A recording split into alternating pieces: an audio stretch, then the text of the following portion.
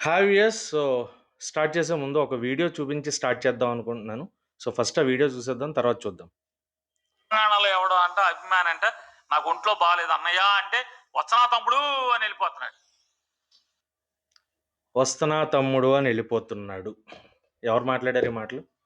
పేర్ని నాని.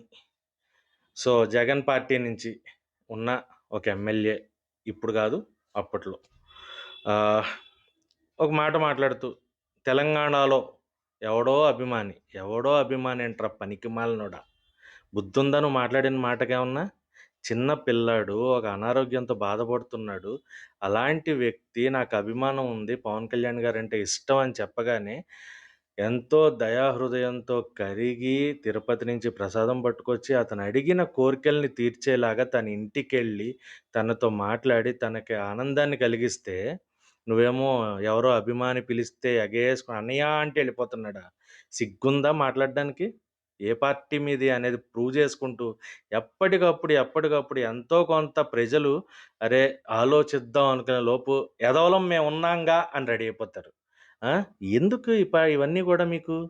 ఒక పిల్లాడు పాపం అనారోగ్యంతో బాధపడుతున్నాడు. దయాహృదయంతో ఎళ్లి కలిసాడు. ఒక మంచిగా అసలు ఆ ముచ్చట ఎంత ముచ్చటేసింది ఆ వీడియో చూస్తుంటే. పిల్లాడు చక్కగా లేచి పవన్ కళ్యాణ్ గారితో మాట్లాడుతూ నాకది కావాలని చెప్పడం, కుక్క పిల్లని తెప్పించడం, ట్యాబ్ ఇప్పించడం ఐఫోన్, ఐప్యాడ్ ఇప్పించడం.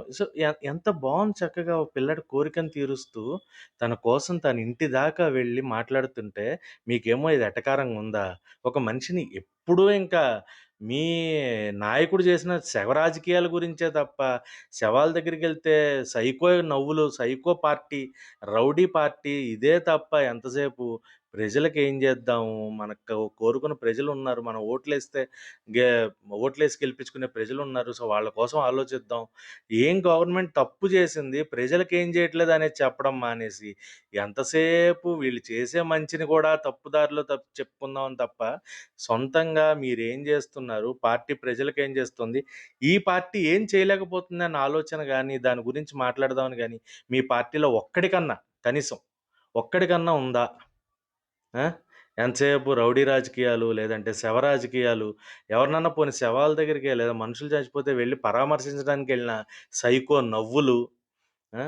ఏం తెలుసు మీ పార్టీ వాళ్ళకి గాని, మీకు గాని ఎంతసేపు ఈ కుళ్ళు రాజకీయాలు చేసుకుంటూ బతకడం తప్ప, ప్రజల కోసం ఆలోచించి మంచి చేసే నాయకుల్ని విమర్శించడం తప్ప, మీ పార్టీ పోనీ మంచేమన్నా చేస్తుందా అంటే అది లేదు.